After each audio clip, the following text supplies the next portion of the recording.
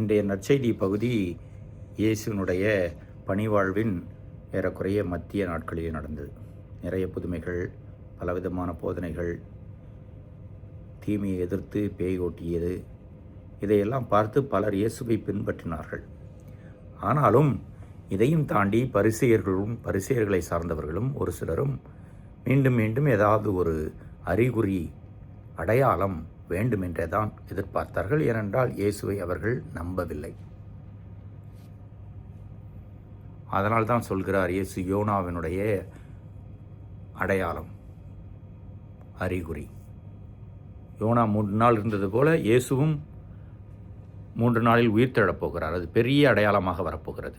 ஆண்டவருடைய பாடுகள், மரணம், உயிர்ப்பு நமக்கு வாழ்வு தரும், முடிவில்லா வாழ்வை பரிசாக தரும் அடையாளமாக மாறப்போகிறது.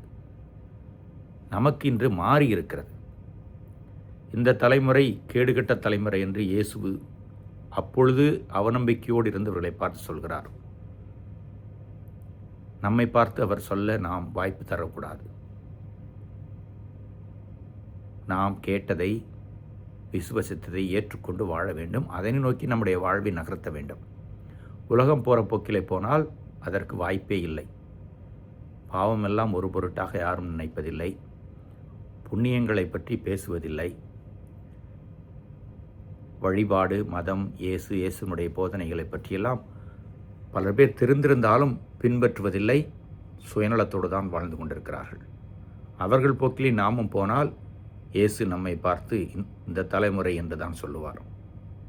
நாம் எப்படி என்பதை ஆய்வு செய்து இந்த தவக்காலத்திலே நினைவே மக்களைப் போல மனம் திரும்பி இயேசுவிடம் வந்து இயேசுவின் வழியில் நடப்போம்.